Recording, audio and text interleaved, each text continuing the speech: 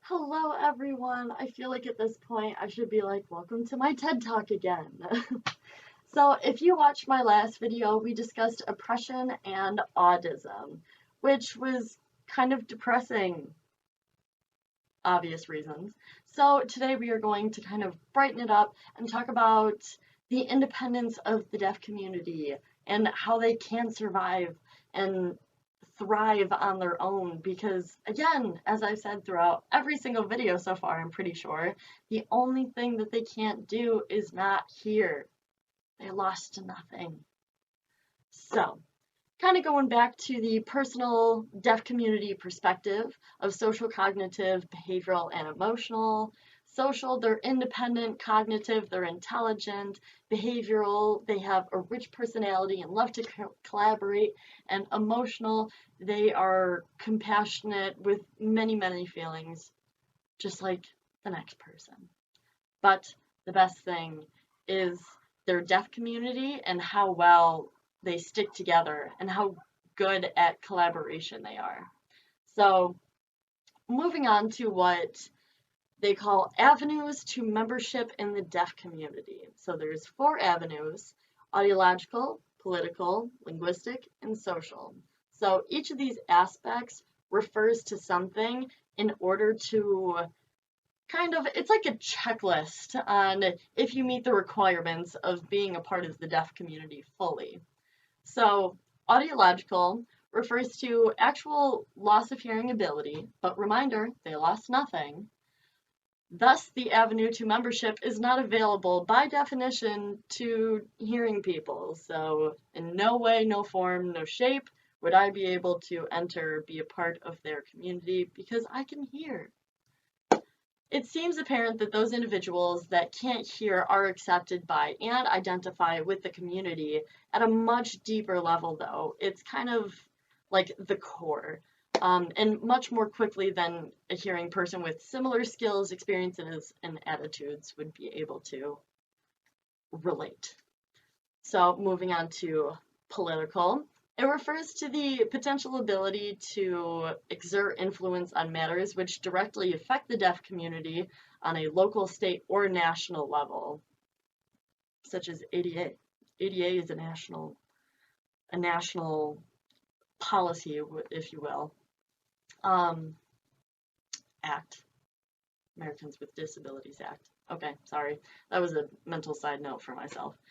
Um, Moving on. For example, a person might hold an office in a state NAD chapter, NAD meaning National Association of the Deaf again. Of course, the types of decisions and proposals which they will make also influences how well other members of the community accept that person. So it's kind of a vote, like a group decision. And that means that the person needs to be going out into the community and going to deaf events and just being a part, being with that community in order for people to more accept them, I guess to say. So moving on to linguistic, it refers to the ability to understand and use American Sign Language, ASL for short. The level of fluency seems to be related to the level of acceptance into the community, since the values and goals of the community are transmitted by its language. It's not surprising that the fluency in ASL is very important, because if you're just not good at the language, then who's going to understand you? Plus, another thing is that some of the best ASL users are storytellers. And when I took linguistics, I believe, or another class, I forgot it, we watched a lot of storytelling, and there was one that I just thought was so graceful and beautiful. It's called Dandelion. I believe Ben Bahan signs it. Bahan. That's the last name. I love that one. If you have time, go check it out. It's beautiful. And lastly, social. It refers to the ability to satisfactorily participate in social functions of the deaf community. This means being invited to such functions, feeling at ease while attending, and having friends who are there who are themselves members of the deaf community, just to communicate, flow, feel involved, and like you're welcomed. This ability may presuppose other factors such as linguistic skills and ASL, because just like at any function, group of people, there will be communication, and how well you communicate with others depends if they're like, oh, you know ASL. So all in all of this deals with attitude, and your attitude really, me personally, attitude is everything. Attitude brings everything together, brings people together, because you don't want a negative attitude in the area. So by being more positive, you attract the positive, and then you just have a big circle of positive. And who wouldn't want that? So in light of this video being more uplifting, deaf people really can thrive in their own community on their own. But it's difficult with the majority being hearing and not fully accepting differences and who they are. So with that said, just examples of deaf people thriving in their communities, having, oh man, influence, just having, oh man, there's a word that I want to use and I can't, impact, I don't know. So if, you know what, I'm just going to give out the examples. This is really going to bother me. So deaf people thriving on their own. There are more than 75 deaf-owned businesses in Maryland alone, one of them being Streetcar 82, which is co-owned by 3 deaf men. It is a brewery that uses other deaf-owned businesses to help them, to help their business. So whether it be their logo, they find a deaf business that does logos and signs, where they get, I don't know, paper products such as utensils, napkins. Everything they find for their business is deaf owned. So it's deaf on deaf on deaf. So it's deaf businesses supporting deaf businesses. If that's not enlightening to you, like, that just puts a smile on my face. Like, yes, like supporting others. Moving on, there is a Yelp-like platform that tells you where to find bartenders who sign, or places that play really loud music, because deaf people like to feel the bass if they listen to music. So I thought that was a pretty cool aspect to find. There's deaftax.com, which provides tax preparation services and ASL, which I thought was really cool. Deaf businesses in general establish more and more nowadays due to accessible resources for communication, such as VRS, texting, and email. If you don't know what VRS is, the sign for it is this. It's kind of funny. It's like bringing up 2 screens. So how it works is a deaf person has a screen which they sign their needs for communication.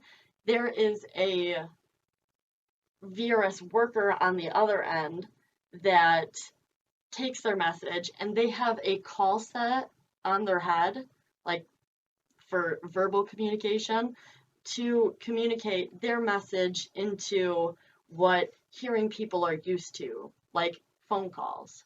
So it's that accessibility for them to really communicate more and get their word out there for their needs and for accessibility reasons. I love it. In 2016, the US opened its first deaf and hard of hearing Starbucks in DC, which is a goal of mine to go to. I want to visit this Starbucks so bad. I'm not even a coffee drinker, but I don't even care at this point. I will drink a coffee if I can just sit down and experience that. I would love to go. And another reason would be in August 2019, a deaf-owned pizzeria opened in DC as well, another reason to go. and staffed by all deaf persons, which I just think is amazing. Again, the deaf on deaf business help, supplying deaf people with jobs, because that is another thing they have a hard time finding, because again, the hearing majority, it's hard acceptance to work with. Man, hearing people are always in a rush. And that's another thing that the deaf community points out, that hearing people are always in a hurry. And they're like, why does everything have to be so fast paced and moving and going and going and going? So there's that. So last, signing deaf people in leadership positions in deaf education and service-oriented areas are becoming more of a thing, I guess to say. Because more research is being done about deaf people, because more interpreters are going into the major, the amount of information to be put out there is just becoming more and more built up, and just, oh man, words are hard today. It's enlightening, it's encouraging to see finally a group that has been so put into the shadows finally coming out. Like, it's amazing to see, and the fact that I know ASL and can attribute to such business, I would love to go support. Absolutely, 110%, especially a pizzeria. Hell yeah, count me in. Pizza. So another aspect on how deaf individuals and just the deaf world is involved in today's society are TV programs such as Switched at Birth. I know a lot of people that have watched it that have come to me that are like, oh, have you seen Switched at Birth? There's a signing person. There's a deaf person. Okay, I got you. But I have seen it, by the way. Plays such as Spring Awakening, half of the cast is deaf, and I think that is just absolutely amazing. Our goal is a play with all deaf persons. That's the goal. Books and films produced by deaf people. There is a book called Finding Zoe by Brandy Rorris. I have yet to read it, but that is another thing that is another goal of things to do on my list. Vlogging by deaf people about their lives, experiences. Go search around YouTube. Go look it up after this. There's Hearing Like Me, Deaf News Today, The Limping Chicken, and Deafleets traveling and sharing their stories, such as Niall DeMarco. With that said, I hope this video brought a little more positivity, a little more sunshine to the deaf world situations and experiences. But yes, they are still coming out of the shadows, but there is a hell of a long way still to go for people to understand and accept them. So yeah, go out there, go support a deaf business, go look up some YouTube videos of deaf bloggers and whatnot. I'm pretty sure they'll have closed captions because they know the struggle. I'm just saying. So other than that, go search YouTube.